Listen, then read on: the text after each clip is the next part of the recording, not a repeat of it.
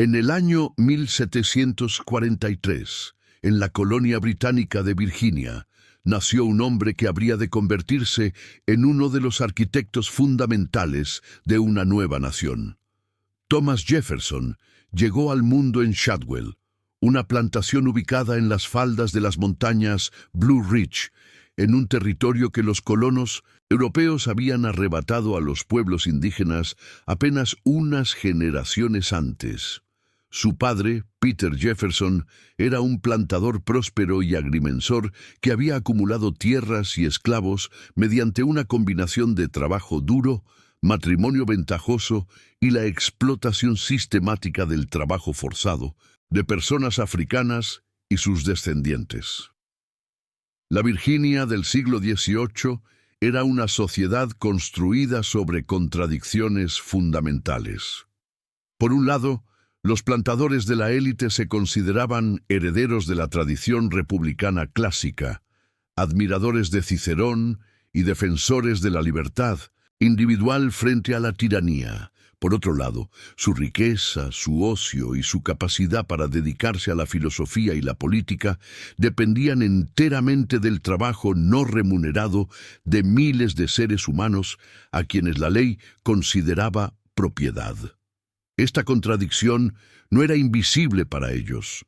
Muchos la reconocían, la lamentaban en sus escritos privados y sin embargo continuaban beneficiándose de ella sin tomar medidas significativas para abolirla. El joven Jefferson recibió la educación clásica que correspondía a un caballero de Virginia. Estudió latín, griego, francés e italiano. Leyó a los filósofos de la Ilustración, Locke, Montesquieu, Voltaire.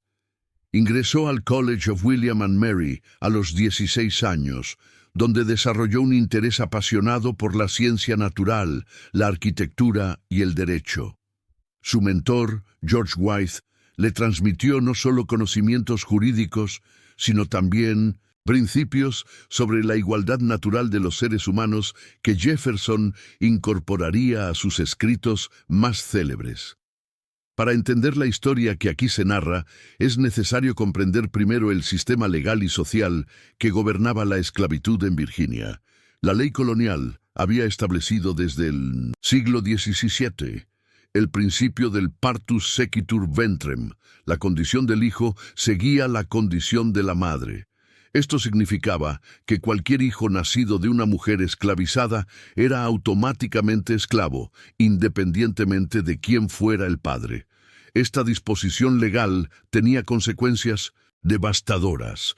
Permitía que los propietarios de esclavos engendraran hijos con las mujeres que poseían sin ninguna obligación legal hacia esa descendencia. Los hijos resultantes se convertían en propiedad adicional que podía ser vendida, heredada o explotada como cualquier otro bien. La sociedad de Virginia había desarrollado un elaborado sistema de códigos y silencios en torno a estas relaciones. Todos sabían que ocurrían. Nadie hablaba de ellas públicamente. Los hijos de estas uniones a menudo trabajaban junto a sus medio hermanos blancos sin que nadie reconociera el parentesco. Las esposas de los plantadores fingían no ver a los niños de piel clara que nacían en los cuarteles de esclavos. Los visitantes extranjeros se escandalizaban, pero los virginianos habían normalizado esta hipocresía hasta el punto de que cuestionarla se consideraba una violación del decoro social. En 1772, Thomas Jefferson contrajo matrimonio con Martha Wales Skelton, una joven viuda de 23 años que le aportó una dote sustancial. Además de tierras y dinero, heredaría tras la muerte de su padre más de 100 personas esclavizadas. Martha era hija de John Wales, un abogado y comerciante de 1900 esclavos que había amasado una considerable fortuna en Virginia. Lo que pocos discutían abiertamente, pero muchos conocían, era que John Wales había mantenido una relación prolongada con una mujer esclavizada llamada Elizabeth Hemings tras la muerte de su tercera esposa. De esta relación nacieron 6 hijos, entre ellos una niña llamada Sarah, conocida como Sally, nacida en 1773. Esto significa que Sally Hemings era media hermana de Martha Jefferson. Compartían el mismo padre. Cuando John Wales murió en 1773, Elizabeth Hemings y sus hijos pasaron a formar parte de la propiedad que Martha heredó y que, por las leyes de la época, quedó bajo el control de su esposo Thomas Jefferson. De este modo, la media hermana de su esposa se convirtió en propiedad de Jefferson. Sally Hemings tenía entonces apenas unos meses de edad. La carrera política de Jefferson avanzaba mientras su vida doméstica se complicaba. En 1776 redactó el documento que lo haría inmortal, la Declaración de Independencia de los Estados Unidos. Las palabras que escribió resuenan a través de los siglos. Sostenemos como evidentes estas verdades: que todos los hombres son creados iguales, que son dotados por su Creador de ciertos derechos inalienables, que entre estos están la vida, la libertad y la búsqueda de la felicidad. Estas palabras, escritas por un hombre que en ese momento poseía a más de 150 seres humanos, representan una de las contradicciones más estudiadas de la historia estadounidense. Jefferson era plenamente consciente de ella. En un borrador original de la Declaración, incluyó un párrafo condenando el comercio de esclavos como una guerra cruel contra la naturaleza humana misma. Pero este pasaje fue eliminado por el Congreso Continental para no ofender a los estados del sur cuya economía dependía de la esclavitud.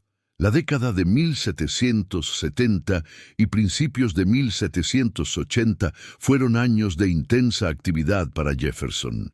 Sirvió como gobernador de Virginia durante la Guerra de Independencia, redactó el Estatuto de Virginia para la libertad religiosa y comenzó a desarrollar las ideas que plasmaría en sus Notas sobre el Estado de Virginia.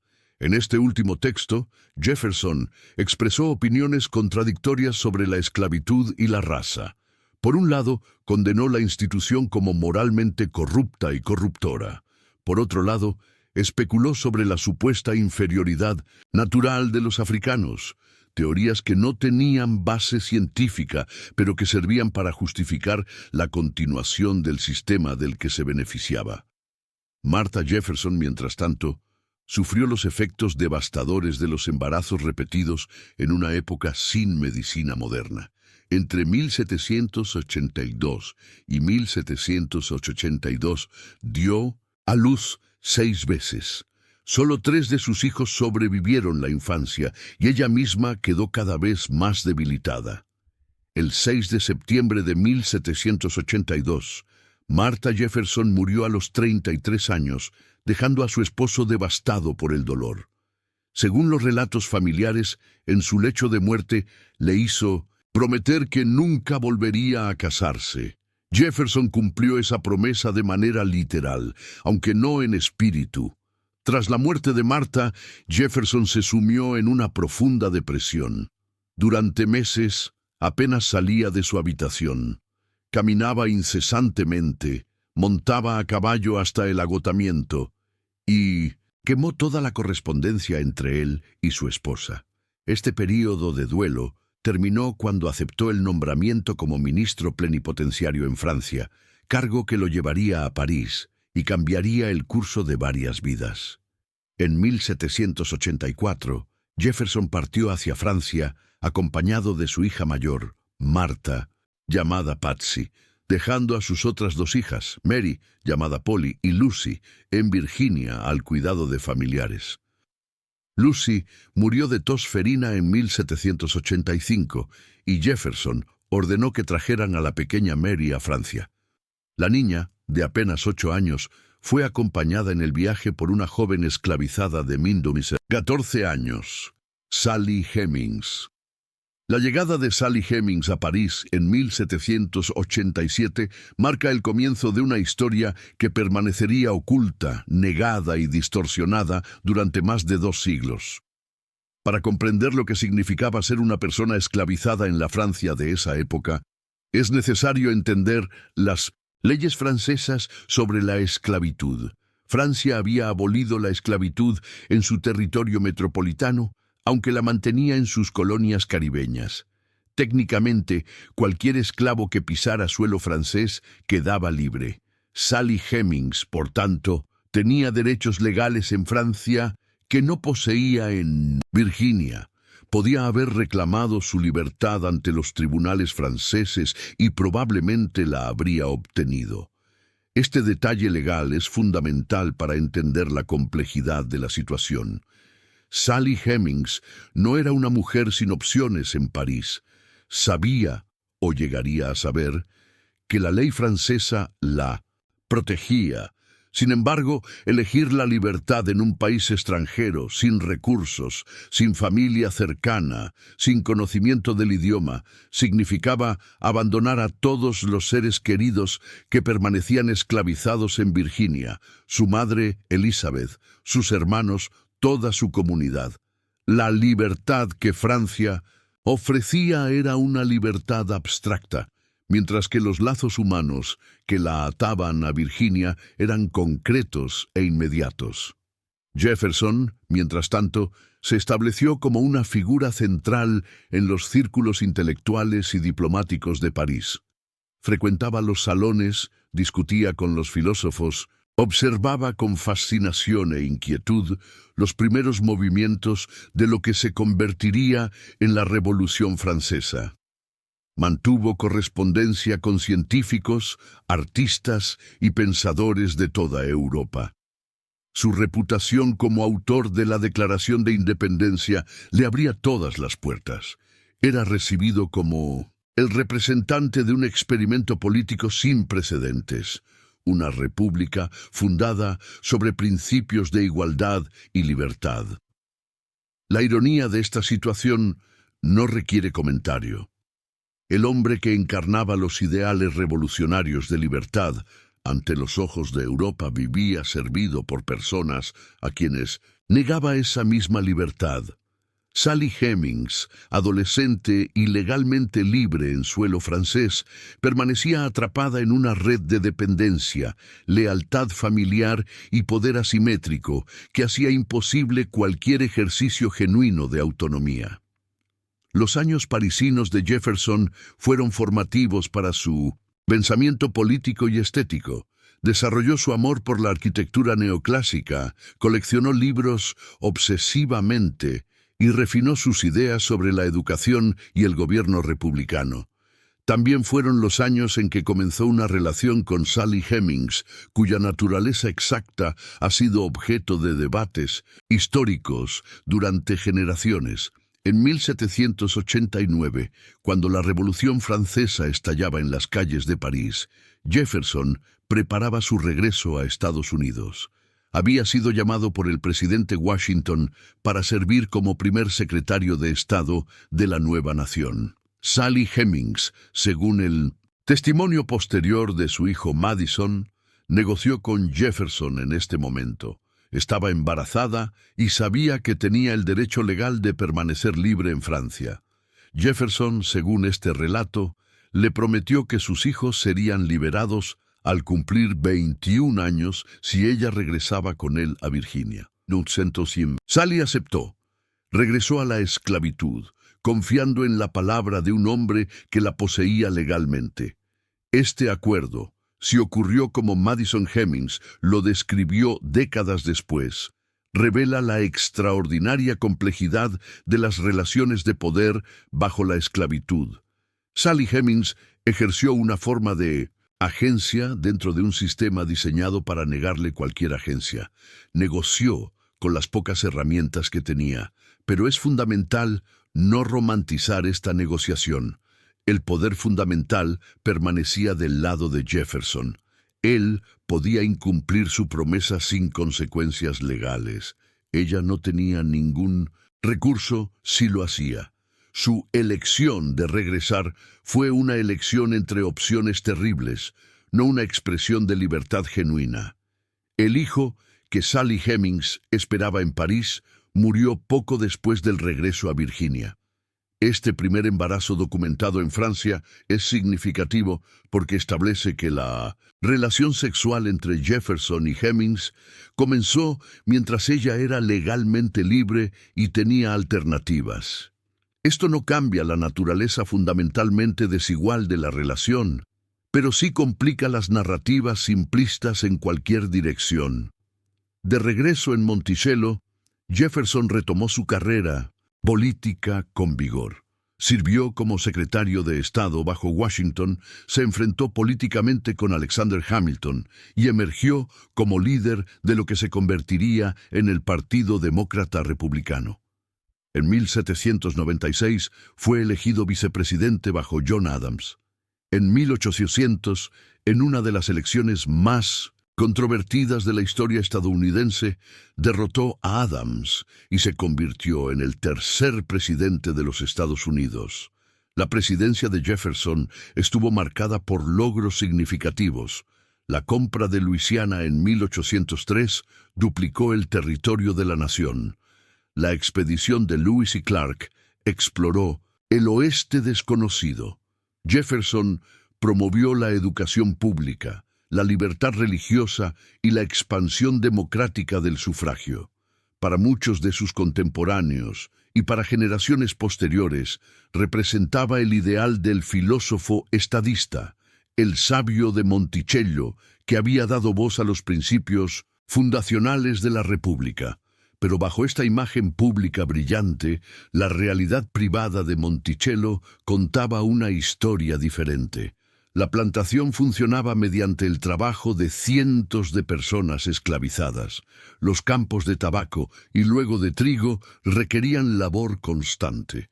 La famosa casa, que Jefferson diseñó y rediseñó obsesivamente, fue construida en gran parte por manos esclavizadas. Los elaborados jardines, la bodega de vinos, la biblioteca legendaria, todo ello existía gracias a un sistema de explotación humana que Jefferson jamás desmanteló a pesar de sus declaraciones filosóficas contra la esclavitud.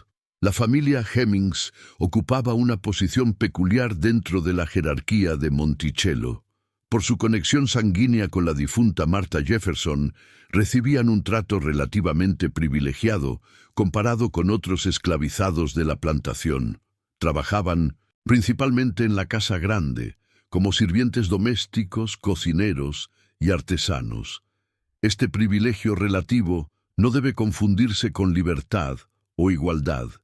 Seguían siendo propiedad, sujetos a la voluntad de Jefferson, sin derechos legales, sin la posibilidad de partir, sin protección contra la venta o la separación de sus familias. Sally Hemings, específicamente, ocupaba un rol ambiguo que los visitantes de Monticello notaban, pero que nadie discutía abiertamente. Vivía en dependencias cercanas a la casa principal. Sus deberes parecen haber sido ligeros comparados con otros esclavizados. Sus hijos, cuando nacían, recibían un trato diferente al de otros niños esclavizados en la plantación. Estas diferencias eran visibles, comentadas en privado, pero nunca reconocidas públicamente. Durante los dos mandatos presidenciales de Jefferson, 1801-1809, la relación con Sally Hemings continuó. Ella dio a luz varios hijos durante estos años, aunque Jefferson pasaba largas temporadas en Washington.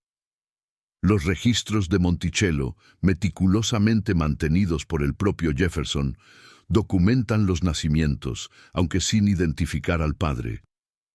Los cálculos posteriores de historiadores demográficos revelarían un patrón. Sally Hemings concebía invariablemente durante los períodos en que Jefferson estaba presente en Monticello. Esta correlación, estadísticamente improbable como coincidencia, se convertiría en una de las evidencias más citadas cuando la cuestión de la paternidad fuera finalmente investigada científicamente. La imagen pública de Jefferson durante su presidencia y después era la de un viudo dedicado a sus hijas legítimas y a sus nietos, un patriarca benevolente que había sacrificado la vida familiar por el servicio público. Esta imagen fue cuidadosamente cultivada por Jefferson mismo y por sus descendientes blancos durante generaciones. Los retratos, las biografías, los monumentos, todos presentaban a un hombre cuya vida privada era tan admirable como sus logros públicos. La realidad era que Jefferson vivía una doble vida. Por un lado, el filósofo de la libertad, el autor de palabras inmortales sobre la igualdad humana. Por otro lado, el propietario de cientos de seres humanos, el padre de hijos a quienes la ley consideraba su propiedad. Esta dualidad no era única de Jefferson, era estructural en la sociedad esclavista del sur estadounidense. Pero la prominencia de Jefferson, su articulación de ideales universales, hace que su caso sea particularmente significativo para entender las contradicciones fundacionales de la nación. Tras retirarse de la presidencia en 1809, Jefferson pasó sus últimos 17 años en Monticello. Fundó la Universidad de Virginia, diseñó su campus, seleccionó su currículo, continuó su vasta correspondencia con Adams, Madison y otros contemporáneos. Vendió su biblioteca al gobierno para crear el núcleo de la Biblioteca del Congreso y mantuvo su relación con Sally Hemings, con quien tuvo sus últimos hijos durante estos años de retiro. Jefferson murió el 4 de julio de 1826, exactamente 50 años después de la aprobación de la Declaración de Independencia. John Adams murió el mismo día, en una coincidencia que muchos contemporáneos interpretaron como providencial. Jefferson dejó enormes deudas y casi todas las personas que poseía fueron vendidas para pagarlas. Sally Hemings no fue vendida. Permaneció con la familia Jefferson en Virginia hasta su muerte alrededor de 1835. Sus hijos que habían sobrevivido fueron liberados, cumpliendo así, parcialmente, la promesa que Jefferson supuestamente le había hecho décadas antes en París. Parte 2. Realidad privada y desequilibrio de poder. Elizabeth Hemings nació alrededor de 1735, hija de una mujer africana esclavizada y de un capitán de barco inglés. Su vida transcurrió enteramente bajo la esclavitud, primero bajo John Wales y luego bajo Thomas Jefferson. Fue madre de al menos 12 hijos, 6 de ellos engendrados por su propietario Wales tras la muerte de la tercera esposa de este. Elizabeth no tuvo ninguna elección en estas relaciones. Era propiedad de Wales. Resistirse habría significado castigo, venta o algo peor. Aceptar significaba una forma de supervivencia, quizás ciertos privilegios para sus hijos, pero nunca libertad ni dignidad plena. Sally Hemings, nacida de esta unión forzada, heredó la condición de su madre según las leyes de Virginia. Heredó también, según los testimonios contemporáneos, una apariencia que reflejaba su ascendencia mixta. Las descripciones la presentan como una mujer de piel clara, cabello largo y liso, rasgos que los observadores de la época describían como casi blancos. Esta apariencia, producto de generaciones de explotación sexual de mujeres esclavizadas por hombres blancos, no le confería ningún derecho adicional bajo la ley. Para el sistema legal de Virginia, era tan esclava como cualquier persona de ascendencia completamente africana. Cuando Sally Hemings llegó a París en 1787, tenía 14 o 15 años. Era una adolescente que había vivido toda su vida en un mundo donde su cuerpo no le pertenecía legalmente, donde su futuro dependía enteramente de la voluntad de otros, donde la resistencia a las demandas de su propietario podía acarrear consecuencias devastadoras. Es fundamental mantener esta realidad en mente al considerar cualquier aspecto de su relación posterior con Jefferson. Jefferson, en contraste, tenía 44 años cuando Sally llegó a París. Era un viudo rico, un diplomático respetado, un pensador de renombre internacional. Poseía no solo a Sally, sino a su madre, sus hermanos y decenas de otras personas. Tenía el poder absoluto sobre su vida, su cuerpo y su futuro. Cualquier análisis de la relación entre ellos debe partir de este desequilibrio fundamental e irreductible de poder. El concepto de consentimiento, tal como lo entendemos hoy, no puede aplicarse a las relaciones entre propietarios y personas esclavizadas. El consentimiento requiere la capacidad de negarse sin consecuencias adversas. Sally Hemings no tenía esa capacidad. Incluso en Francia, donde técnicamente era libre, su libertad era abstracta, mientras que su dependencia de Jefferson era concreta. No tenía dinero propio, no hablaba francés, no conocía a nadie fuera del círculo de Jefferson, y toda su familia permanecía esclavizada en Virginia. Su elección de permanecer con Jefferson y regresar con él a Estados Unidos fue una elección entre opciones terribles, no una expresión de voluntad libre. Los defensores de Jefferson han argumentado a veces que la relación pudo haber involucrado afecto genuino, quizás incluso amor. Es posible que Sally Hemings desarrollara sentimientos complejos hacia Jefferson.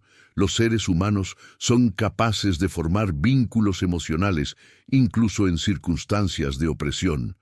Es posible que Jefferson sintiera algo más que deseo físico por ella. Pero estos posibles sentimientos no alteran la naturaleza fundamentalmente coercitiva de la relación. El afecto no elimina la explotación cuando una parte posee legalmente a la otra.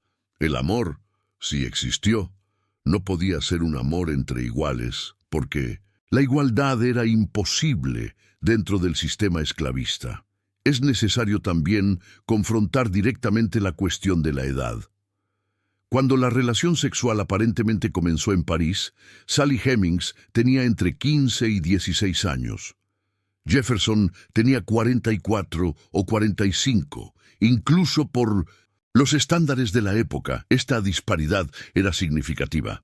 Pero más importante que la edad era el poder. Jefferson no solo era mayor, era el propietario de Sally, el árbitro absoluto de su destino y el de toda su familia. Entre 1790 y 1808, Sally Hemings dio a luz al menos 6 hijos, posiblemente más. El primer embarazo documentado ocurrió en Francia y terminó en la muerte del bebé poco después del regreso a Virginia. Los nacimientos posteriores fueron registrados en los libros de Monticello. Harriet, nacida en 1795, murió en la infancia. Beverly, 1798. Una hija sin nombre. 1799 murió en la infancia. Harriet, 1801. Madison, 1805. Y Eston, 1808. 4 de estos hijos sobrevivieron hasta la edad adulta. Los registros de Jefferson, combinados con los análisis posteriores de historiadores demográficos, revelan un patrón consistente. Sally Hemings concebía únicamente durante los períodos en que Jefferson estaba presente en Monticello. Durante sus años como secretario de Estado, vicepresidente y presidente, Jefferson pasaba largas temporadas en la capital. Sally no quedaba embarazada durante estas ausencias. Concebía invariablemente dentro de los primeros meses después de su regreso. Este patrón se repitió durante casi 20 años. Los hijos de Sally Hemings fueron criados en Monticello, pero su situación era diferente a la de otros niños esclavizados en la plantación. Recibieron entrenamiento en oficios cualificados. Beverly y Eston aprendieron carpintería. Harriet fue entrenada como hilandera. Más significativamente, se les permitió aprender a leer y escribir, algo que era ilegal enseñar a personas esclavizadas en muchos estados del sur. Esta educación sugiere que Jefferson tenía planes para ellos que diferían de los que tenía para otros, esclavizados. Madison Hemmings, nacido en 1805, fue el hijo que eventualmente proporcionó el testimonio más detallado sobre la historia de su familia. En una entrevista publicada en 1873, describió la promesa que Jefferson había hecho a su madre en París, que sus hijos serían liberados al cumplir 21 años. Según Madison, Jefferson cumplió esta promesa. Beverly y Harriet fueron permitidos escapar cuando alcanzaron la mayoría de edad. Madison y Eston fueron formalmente liberados en el testamento de Jefferson. El testimonio de Madison Hemmings merece consideración cuidadosa. Fue dado casi 50 años después de la muerte de Jefferson, cuando Madison tenía 68 años. Describe eventos que ocurrieron cuando era niño o antes de su nacimiento, transmitidos a través de su madre. Los críticos han cuestionado su confiabilidad. Los defensores señalan su coherencia interna y su correspondencia con los registros históricos conocidos. Pero más allá de las cuestiones de verificación factual, el testimonio de Madison Hemmings representa algo fundamental: la voz de los descendientes de Sally Hemings reclamando su lugar en la historia. Durante casi 200 años, la historia de Monticello fue contada exclusivamente desde la perspectiva de los descendientes blancos de Jefferson. Madison Hemmings ofreció una contrahistoria, una narrativa desde el interior de los cuartos de esclavos que contradecía la imagen cuidadosamente cultivada del patriarca benevolente. La vida cotidiana de Sally Hemings en Monticello es difícil de reconstruir con precisión. Los registros la mencionan raramente, siempre de manera oblicua. Sabemos que vivía en dependencias cercanas a la casa principal, no en los cuartos de esclavos más distantes. Sabemos que sus deberes domésticos parecen haber sido ligeros. Sabemos que viajó con la familia Jefferson en varias ocasiones. Más allá de estos datos escuetos, debemos recurrir a la inferencia y la imaginación disciplinada. Lo que podemos afirmar con certeza es que Sally Hemings vivió una vida definida por la contradicción. Era la madre de los hijos de Thomas Jefferson, pero no podía reconocerlos públicamente como tales. Compartía la cama del hombre más poderoso de la nación, pero no tenía derechos legales. Era media hermana de la difunta esposa de Jefferson, pero permanecía como propiedad de la familia. Estas contradicciones no eran únicas de su situación, eran estructurales en el sistema esclavista del sur. Pero la prominencia de Jefferson las hace especialmente visibles y significativas. Los hijos de Sally Hemings crecieron en este ambiente de contradicción. Beverly y Harriet, según los testimonios, eran tan blancos en apariencia que podían pasar por blancos. Cuando Jefferson los liberó, permitiéndoles partir sin perseguirlos formalmente, desaparecieron en la sociedad blanca. Sus descendientes, si existen, probablemente no saben de su conexión con Jefferson y Hemings. Madison y Eston, liberados formalmente, vivieron como hombres libres de color durante un tiempo antes de que Eston también eligiera identificarse como blanco. Solo Madison mantuvo su identidad como descendiente de Hemings y ofreció su testimonio a la historia. Es importante no romantizar la situación de los hijos de Hemings comparándola con la de otros. Niños esclavizados, aunque recibieron mejor trato, seguían siendo legalmente esclavos. Jefferson no los reconoció públicamente. No heredaron nada de él. Su relativo privilegio no negaba la injusticia fundamental de su condición. Eran hijos de su padre, pero propiedad de su padre al mismo tiempo. Una condición que el lenguaje apenas puede capturar.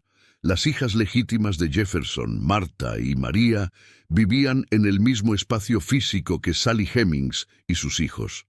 Martha, en particular, pasó la mayor parte de su vida adulta en Monticello con su numerosa familia. Es imposible que no supiera de la relación entre su padre y Sally. Los hijos de Sally eran sus medio hermanos, así como los niños de Sally eran sus sobrinos y medio sobrinos por parte de su madre. Este enredo genealógico era típico de las familias esclavistas del sur, donde las líneas entre familia blanca y familia negra se cruzaban constantemente en secreto mientras se mantenían estrictamente separadas en público. Martha Jefferson Randolph, como se llamaba tras su matrimonio, se convirtió en la principal defensora del legado de su padre después de su muerte. Nunca reconoció públicamente la relación entre Jefferson y Sally Hemings. Cuando los rumores circularon, los negó. Esta negación no fue simplemente una mentira conveniente. Fue la defensa de un orden social que dependía de que ciertas verdades permanecieran no dichas. Reconocer la relación habría significado reconocer que sus mediohermanos eran esclavos, que su padre había violado sus propios principios proclamados, que la familia fundadora de la República no era lo que pretendía ser. La relación entre Jefferson y Sally Hemings duró aproximadamente 38 años, desde 1787 hasta la muerte de Jefferson en 1826. Durante todo ese tiempo, Sally permaneció esclavizada. Jefferson, quien escribió elocuentemente sobre la maldad de la esclavitud, quien afirmó que temblaba por su país cuando recordaba que Dios es justo, nunca liberó a Sally Hemings durante su vida. No la mencionó en su testamento. Tras su muerte, ella fue dada informalmente a sus hijos, Martha y María, evitando así ser vendida para pagar las deudas de Jefferson, pero permaneciendo en un limbo legal. Sally Hemings murió alrededor de 1835, aproximadamente 9 años después de Jefferson. No existe registro oficial de su muerte, ni lápida que marque su tumba. La mujer que fue madre de al menos 6 hijos de un presidente de los Estados Unidos desapareció de la historia oficial casi sin dejar rastro. Solo el testimonio de su hijo Madison, dado décadas después, preservó su historia para la posteridad. Parte 3. Negación, silencio y supresión histórica. La primera mención pública de la relación entre Thomas Jefferson y Sally Hemings apareció en 1802, durante el primer mandato presidencial de Jefferson.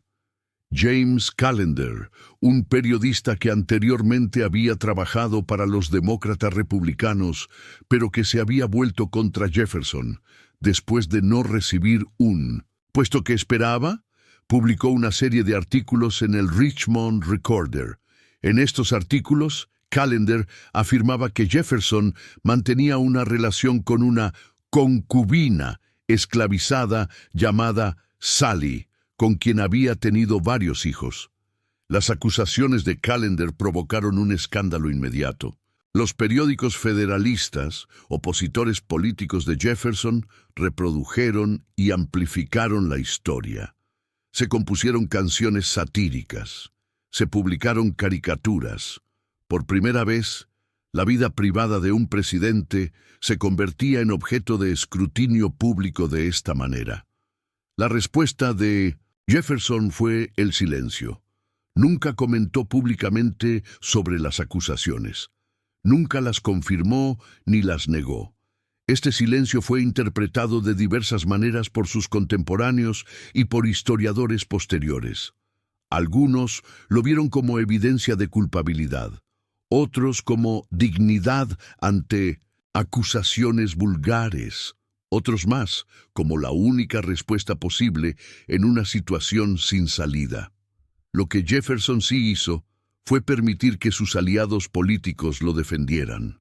Varios prominentes demócratas republicanos publicaron refutaciones de las acusaciones de Callender. Atacaron la credibilidad del periodista, que, hay que decirlo, era dudosa. Callender era un alcohólico con historial de acusaciones sensacionalistas. Insinuaron que las acusaciones eran fabricaciones políticas. Pero ninguno de estos defensores ofreció evidencia positiva de que la relación no existiera, simplemente atacaron a quien la había revelado. Callender murió ahogado en 1803, en circunstancias que algunos consideraron suicidio y otros accidente. Con su muerte, la principal fuente de las acusaciones públicas desapareció. El escándalo se disipó gradualmente, absorbido por las urgencias de la política y la guerra. La compra de Luisiana, el embargo comercial, la creciente tensión con Gran Bretaña, estos asuntos ocuparon la atención pública y la cuestión de Sally Hemings quedó relegada a rumores y susurros. Pero los rumores nunca desaparecieron completamente. Los visitantes de Monticello a veces notaban la presencia de niños esclavizados de piel clara que se parecían notablemente a Jefferson. Algunos lo comentaban en sus diarios privados o en cartas a amigos cercanos. Otros simplemente observaban y callaban, siguiendo el código social que prohibía mencionar tales cosas en público. La verdad era visible para quien quisiera verla, pero la sociedad había desarrollado mecanismos sofisticados para no ver. Tras la muerte de Jefferson en 1826, la tarea de proteger su legado recayó en su familia y en los primeros biógrafos. La primera biografía autorizada, escrita por Henry Randall en la década de 1850, presentó a Jefferson como un modelo de virtud republicana. Randall conocía las acusaciones sobre Sally Hemings. Las mencionó brevemente para rechazarlas. Atribuyó cualquier parecido entre los hijos de Hemings y Jefferson a un sobrino de Jefferson, Peter Carr, a quien otros miembros de la familia habían señalado convenientemente como el verdadero padre. Esta atribución a Peter Carr se convertiría en la explicación oficial de la familia Jefferson durante más de un siglo. Era conveniente por varias razones. Admitía implícitamente que alguien había engendrado hijos con Sally Hemings. La distinta evidencia física era demasiado visible para negarlo, pero alejaba la responsabilidad de Jefferson mismo. Mantenía la imagen del fundador intacta mientras sacrificaba la reputación de un pariente menos importante. Martha Jefferson Randolph, la hija de Jefferson, aparentemente promovió esta explicación. Según algunos relatos, en su lecho de muerte en 1836 habría negado la relación de su padre con Sally. Otros relatos sugieren que simplemente guardó silencio. Lo cierto es que ella y sus descendientes trabajaron activamente para suprimir cualquier mención de la conexión Hemings en la historia familiar oficial. Los descendientes de Jefferson, a través de Martha, formaron lo que se conoce como la Monticello Association, un grupo que durante generaciones controló el acceso al legado de Jefferson y a la propia propiedad de Monticello. Esta asociación mantuvo la versión oficial de la historia, rechazó las afirmaciones de los descendientes de Hemings y cultivó una imagen de Jefferson que era completamente blanca, completamente respetable, completamente consistente con los valores que proclamaba. Mientras tanto, los descendientes de Sally Hemings preservaron su propia historia y familiar. El testimonio de Madison Hemings, publicado en 1873 en un periódico de Ohio, representó el primer relato público desde la perspectiva de los Hemings. Madison describió la promesa de París, los nacimientos de sus hermanos, la vida en Monticello, y afirmó claramente que Thomas Jefferson era su padre. Su relato fue ignorado o descartado por los historiadores blancos durante casi un siglo. La historiografía profesional del siglo XIX y principios del XX trató la cuestión de Sally Hemings con una mezcla de silencio y condescendencia. Los grandes historiadores de la era, formados en tradiciones que valoraban las fuentes documentales objetivas y desconfiaban de los testimonios orales, especialmente de personas negras, simplemente no consideraron que el relato de Madison Hemings mereciera atención seria. Cuando mencionaban las acusaciones, era para descartarlas como calumnias. en políticas o chismes de esclavos resentidos. Esta actitud reflejaba los prejuicios raciales de la época, pero también algo más profundo, la inversión emocional e ideológica en la imagen de los padres fundadores como figuras sin mácula. Jefferson, en particular, ocupaba un lugar central en la mitología nacional estadounidense. Era el autor de la Declaración de Independencia, el filósofo de la democracia, el constructor de Monticello.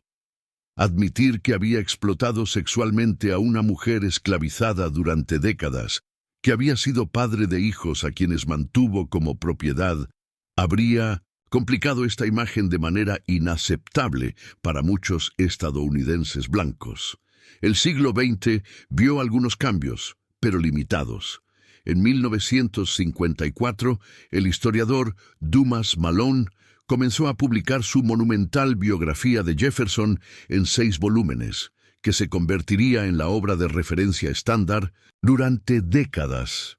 Malone abordó la cuestión de Sally Hemings y la rechazó categóricamente. Argumentó que Jefferson era demasiado noble, demasiado comprometido con sus principios, demasiado consciente del peligro de tales relaciones para haber mantenido una con una mujer esclavizada. La evidencia de Madison Hemings fue descartada como poco confiable. La correlación entre las visitas de Jefferson y los embarazos de Sally fue atribuida a coincidencia. La defensa de Malone reflejaba un patrón común en la historiografía del período. Se aplicaban estándares de evidencia muy diferentes según quién hacía las afirmaciones. Los testimonios de descendientes blancos de Jefferson eran aceptados sin cuestionamiento. Los testimonios de descendientes de Hemings requerían pruebas extraordinarias. Las inferencias que favorecían a Jefferson se consideraban razonables. Las que lo desfavorecían se descartaban como especulativas.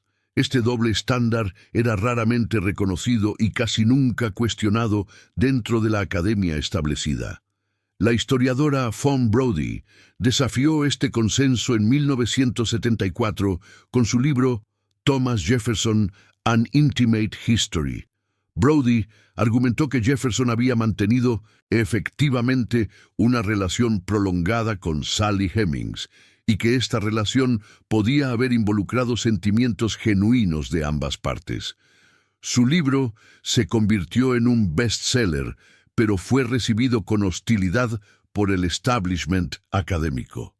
Malone y otros la acusaron de especulación excesiva, de proyectar actitudes modernas sobre el pasado, de sensacionalismo.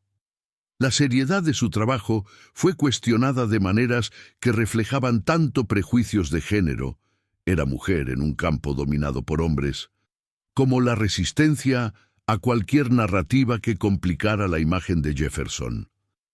Durante las décadas de 1970, 1980 y 1990, el debate continuó sin resolución. Historiadores afroamericanos y algunos historiadores blancos argumentaron cada vez más que las evidencias favorecían la paternidad de Jefferson. La historiadora Annette Gordon Reed publicó en 1997 Thomas Jefferson and Sally Hemings, An American Controversy, un análisis meticuloso que demostraba cómo los historiadores habían aplicado estándares de evidencia racialmente sesgados al evaluar las afirmaciones. Gordon Reed no afirmó poder probar definitivamente la relación, pero demostró que la negación categórica era injustificable, dado el peso de la evidencia circunstancial. Los descendientes de Sally Hemings, mientras tanto, continuaron preservando y transmitiendo su historia familiar. Reuniones familiares, genealogías cuidadosamente mantenidas, testimonios orales pasados de generación en generación. Estos mecanismos de memoria comunitaria mantuvieron viva una verdad que la historia oficial negaba. Para estos descendientes, la cuestión nunca fue si Jefferson era su ancestro. Eso lo sabían con la certeza que proporciona la memoria familiar. La cuestión era cuando el resto de la sociedad reconocería lo que ellos, Siempre habían sabido. La Monticello Association, el grupo de descendientes blancos de Jefferson, mantenía su posición.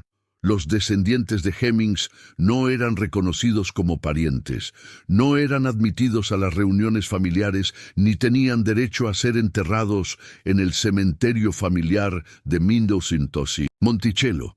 Esta exclusión no era simplemente una disputa genealógica, era una declaración sobre quién contaba como familia, quién tenía derecho a reclamar conexión con un padre fundador, quién pertenecía a la narrativa oficial de la nación. El silencio y la negación que rodearon la historia de Mendocinotosi, Sally Hemings, durante 2 siglos tuvieron costos humanos reales. Los descendientes de Hemings vivieron con el conocimiento de su conexión con Jefferson, mientras la sociedad se negaba a reconocerla. Experimentaron lo que significa tener su propia historia familiar tratada como rumor, calumnia o, en fantasía. Supieron lo que es ser excluidos del legado de un ancestro, porque ese reconocimiento amenazaría verdades cómodas sobre la nación y sus fundadores. Pero el costo no fue solo para los descendientes de Hemings. La negación distorsionó la comprensión de toda la sociedad estadounidense sobre su propia historia. Al presentar a Jefferson como un modelo sin contradicciones, la historiografía tradicional impidió un enfrentamiento honesto con las realidades de la esclavitud y sus legados. Al rechazar las voces de los descendientes de personas esclavizadas, perpetuó patrones de silenciamiento que continuaban marginando a los afroamericanos en el presente. La supresión de la historia de Sally Hemings fue, en última instancia, una forma de violencia epistémica, una negación sistemática del conocimiento, la memoria y la experiencia de personas cuyas vidas habían sido ya violentadas por la esclavitud. La esclavitud no solo explotó los cuerpos de los africanos y sus descendientes, también intentó borrar sus historias. La negación de la relación Jefferson-Hemings fue una continuación de este borramiento, extendida más de un siglo después de la abolición formal de la esclavitud. Parte 4. Reconocimiento, legado y reflexión moral. En 1998, un equipo de investigadores dirigido por el patólogo Eugene Foster publicó los resultados de un estudio de ADN en la revista Nature. El estudio comparó el cromosoma Y de descendientes masculinos de Sally Hemings con el de descendientes masculinos de la línea Jefferson.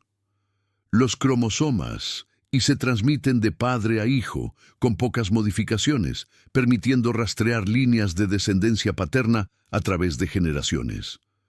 Los resultados fueron contundentes. El ADN del descendiente de Eston Hemings, el hijo menor de Sally, coincidía con el de los descendientes de la línea Jefferson. Esto demostraba que algún varón Jefferson había sido el padre de Eston, dado el patrón de concepciones correlacionado con las presencias de Thomas Jefferson en Monticello, dado los testimonios históricos, dado el conjunto de evidencias circunstanciales acumuladas durante 2 siglos. El estudio de ADN proporcionaba la pieza final del rompecabezas. El estudio no pudo probar con certeza absoluta que Thomas Jefferson específicamente fue el padre, ya que otros varones Jefferson compartían el mismo cromosoma Y. Sin embargo, la combinación del ADN con todas las demás evidencias hacía que cualquier otra explicación fuera extremadamente improbable. Los defensores más obstinados de Jefferson señalaron que su hermano Randolph también era un candidato posible, pero los historiadores notaron que no existía ninguna evidencia que conectara a Randolph con Sally Hemings, mientras que la evidencia que conectaba a Thomas era abundante.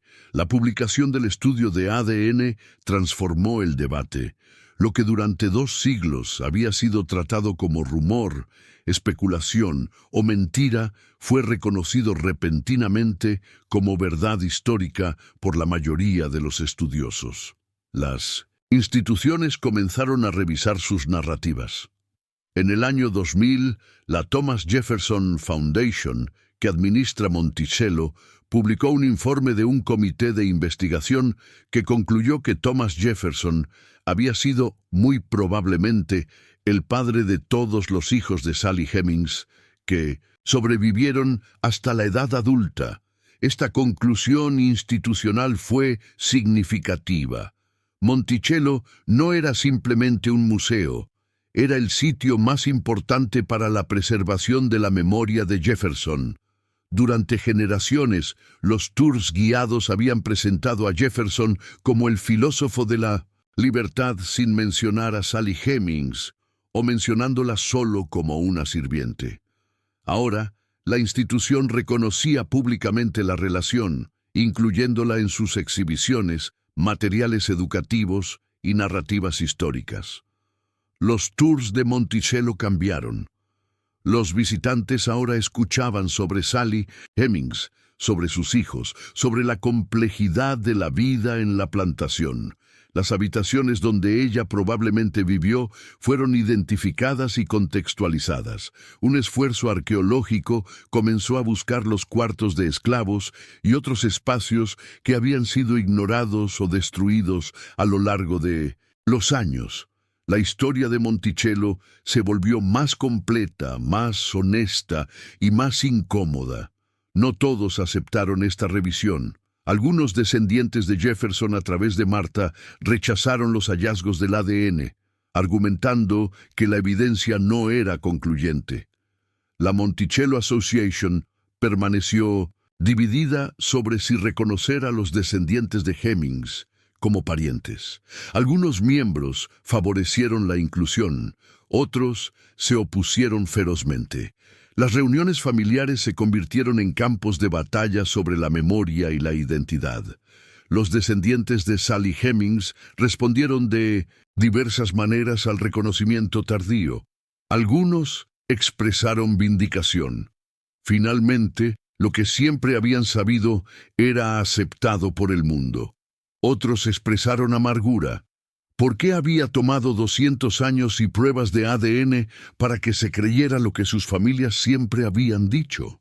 La necesidad de evidencia científica para validar el testimonio de personas negras era en sí misma un comentario sobre los sesgos raciales persistentes en la sociedad estadounidense. Annette Gordon Reed, cuyo libro de 1997 había cuestionado los dobles estándares de la historiografía jeffersoniana, publicó en 2008 The Hemingses of Monticello, An American Family, una reconstrucción exhaustiva de la historia de la familia Hemings a lo largo de varias generaciones.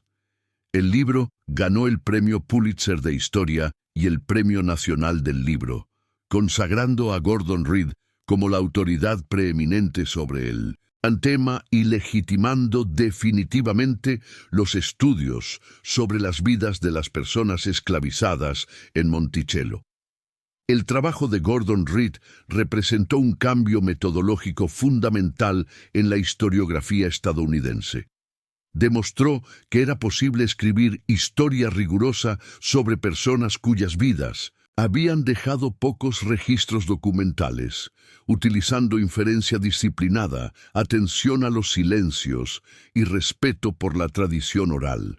Demostró que las vidas de las personas esclavizadas eran tan dignas de estudio detallado como las de sus propietarios. Demostró que la historia de la esclavitud no era un apéndice de la historia de los padres fundadores, sino una parte integral de ella. La revelación sobre Jefferson y Hemings tuvo implicaciones más amplias para la comprensión de la historia estadounidense. Si Jefferson, el autor de Todos los hombres son creados iguales, había explotado sexualmente a una mujer esclavizada durante décadas y mantenido a sus propios hijos como propiedad, ¿qué decía esto sobre los fundamentos de la República? ¿Qué significaba que los ideales más elevados de la nación hubieran sido articulados por un hombre cuya vida privada contradecía tan fundamentalmente esos ideales? Estas preguntas no tenían respuestas simples y diferentes estadounidenses las respondieron de maneras diferentes. Para algunos, la revelación significaba que Jefferson debía ser cancelado, eliminado del panteón de héroes nacionales, sus estatuas derribadas y su legado repudiado. Para otros, significaba que debíamos aprender a vivir con la complejidad, reconociendo que las personas históricas eran seres humanos contradictorios, capaces tanto de grandeza como de maldad. Una tercera perspectiva, quizás más fructífera, sugería que el caso Jefferson-Hemings nos obligaba a reconsiderar la naturaleza misma del proyecto estadounidense. Los ideales de libertad e igualdad no fueron simplemente traicionados por la esclavitud, fueron producidos dentro de una sociedad esclavista por hombres que se beneficiaban de la esclavitud. Esta contradicción no era accidental ni incidental. Estaba inscrita en los fundamentos de la nación. Confrontarla honestamente no significaba abandonar esos ideales, sino reconocer que su realización plena sigue siendo un trabajo en progreso. El reconocimiento de la relación Jefferson-Hemings también transformó la manera en que Monticello y otras plantaciones históricas presentan la esclavitud al público. Durante décadas, las casas de plantación del sur habían sido presentadas como ejemplos de arquitectura elegante y vida refinada, con la esclavitud mencionada de pasada o ignorada por completo. Los tours se enfocaban en el mobiliario, la porcelana, los jardines, raramente en los cuartos de esclavos, las cocinas donde trabajaban personas esclavizadas o las historias de quienes hicieron posible toda esa elegancia. Esta tendencia comenzó a cambiar a partir de la década de 1990 y se aceleró después de los hallazgos de ADN sobre Jefferson. Monticello se convirtió en un modelo para la reinterpretación de sitios históricos esclavistas. Las exhibiciones ahora incluían las vidas de las personas esclavizadas, sus nombres cuando se conocían, sus trabajos, sus familias, sus formas de resistencia. La arqueología recuperó espacios que habían sido borrados. Los descendientes de personas esclavizadas fueron consultados e incluidos en la narrativa. Este proceso de reinterpretación no ha estado libre de conflicto. Algunos visitantes se han quejado de que Monticello se ha vuelto demasiado enfocado en la esclavitud, que la casa de Jefferson debería celebrar sus logros en lugar de exponer sus contradicciones. Otros han argumentado que la reinterpretación no va lo suficientemente lejos, que todavía presenta a Jefferson de manera demasiado favorable, que todavía centra su perspectiva en lugar de las personas que esclavizó. Estos debates reflejan tensiones más amplias en la sociedad estadounidense sobre cómo recordar la esclavitud y su legado. Monumentos a figuras confederadas han sido derribados. Edificios nombrados en honor a propietarios de esclavos han sido renombrados. Currículos escolares han sido revisados para incluir perspectivas previamente marginadas. Cada uno de estos cambios ha provocado resistencia de quienes ven en ellos un ataque a la historia o a la identidad estadounidense. El caso de Jefferson ilustra por qué estos debates son tan intensos. Jefferson no fue un confederado. Luchó por la independencia, escribió la Declaración, fundó la Universidad de Virginia. Sus contribuciones a la República son indiscutibles. Pero también fue un hombre que poseyó a más de 600 personas a lo largo de su vida, que se benefició enormemente de su trabajo, que explotó sexualmente a una mujer esclavizada durante casi 4 décadas, y que nunca tomó medidas significativas para desmantelar el sistema del que se beneficiaba. ¿Cómo equilibrar estas realidades? ¿Cómo recordar a alguien cuyo legado es tan profundamente mixto? Una respuesta es que no debemos buscar equilibrio, sino verdad. El objetivo no es llegar a un veredicto final sobre si Jefferson fue bueno o malo, sino entender la complejidad de su vida y su mundo en toda su extensión. Esto significa reconocer sus logros intelectuales y políticos sin minimizarlos. También significa reconocer sus crímenes y contradicciones sin excusarlos. Significa ver a Sally Hemings no como una nota al pie, sino como una figura central en la historia de Monticello y, por extensión, en la historia de la nación. Sally Hemings vivió 75 años. Nació esclavizada, vivió toda su vida bajo la esclavitud, excepto sus breves años en Francia, y murió en un estatus legal ambiguo que no era ni esclavitud ni libertad plena. Fue madre de al menos 6 hijos con el hombre que la poseía. 4 de sus hijos sobrevivieron y eventualmente obtuvieron la libertad, 2 de ellos desapareciendo en la sociedad blanca y 2 viviendo como personas de color libres.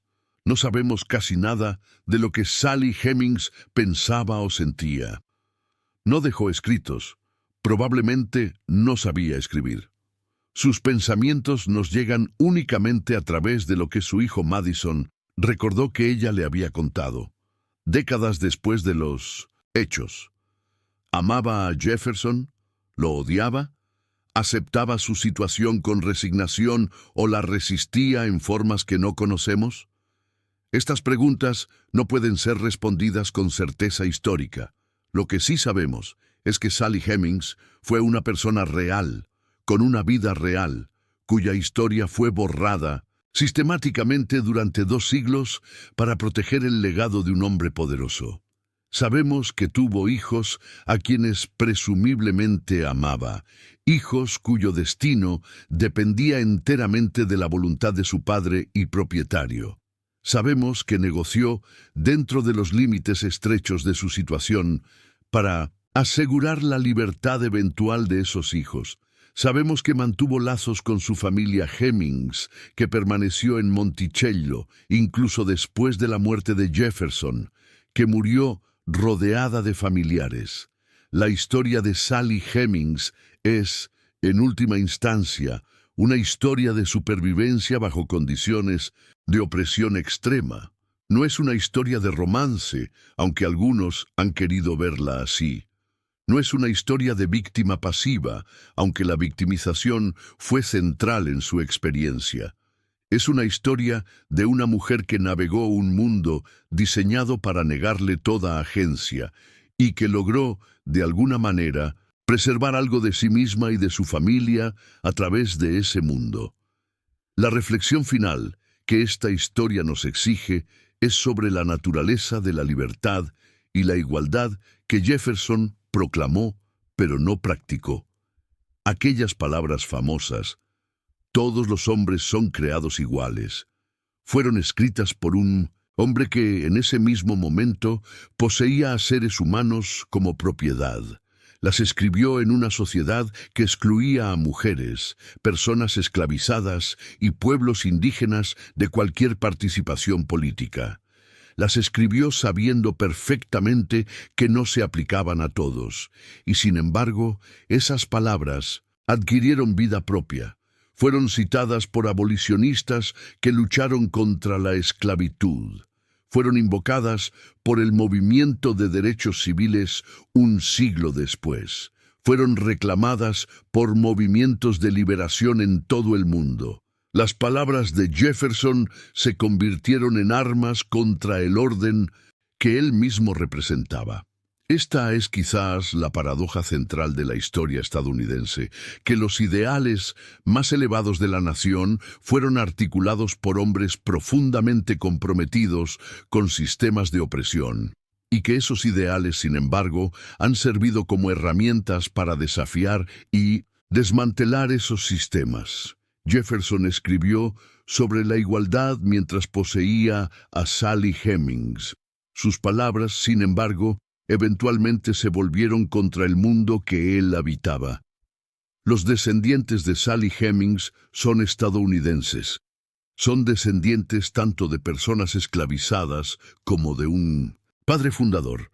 Llevan en sus cuerpos y en sus historias familiares la contradicción fundacional de la nación. Durante 200 años, esa contradicción fue negada, suprimida, declarada imposible o inaceptable. Hoy, finalmente, es reconocida como parte de la verdad histórica. Este reconocimiento no cierra heridas que tienen siglos de profundidad. No repara injusticias que no pueden ser reparadas.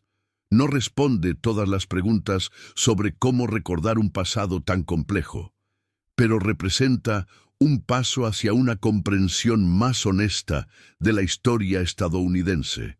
Una comprensión que incluye las voces de quienes fueron silenciados, que reconoce las vidas de quienes fueron tratados como propiedad, que confronta las contradicciones en lugar de ocultarlas. Sally Hemings finalmente tiene un lugar en la historia de Monticello. Sus hijos son reconocidos como descendientes de Jefferson. Su familia puede reclamar su conexión con el tercer presidente. Después de 200 años de silencio y negación, la verdad ha sido dicha. Pero la verdad no es suficiente por sí sola. La verdad debe llevar a reflexión, y la reflexión debe llevar a acción. El legado de la esclavitud no terminó con la emancipación. Continúa en desigualdades estructurales, en injusticias raciales persistentes, en las brechas que dividen a la sociedad estadounidense. Confrontar la historia de Jefferson y Hemings no es solo un ejercicio académico, es una invitación a examinar cómo el pasado continúa moldeando el presente. Thomas Jefferson murió creyendo, o al menos esperando, que la esclavitud eventualmente desaparecería de Estados Unidos. Escribió que temblaba por su país cuando consideraba que Dios es justo. Reconoció, en sus momentos más lúcidos, que el sistema del que se beneficiaba era moralmente indefendible. Y sin embargo, no hizo casi nada para desmantelarlo. No liberó a la mayoría de las personas que poseía. No liberó a Sally Hemings. Dejó que la resolución del problema quedara para generaciones futuras. Esas generaciones futuras somos nosotros. La esclavitud fue abolida, pero sus consecuencias persisten. La igualdad fue proclamada, pero sigue siendo una aspiración no realizada. La historia de Sally Hemings y Thomas Jefferson nos recuerda de dónde venimos. Lo que hagamos con ese conocimiento definirá hacia dónde vamos.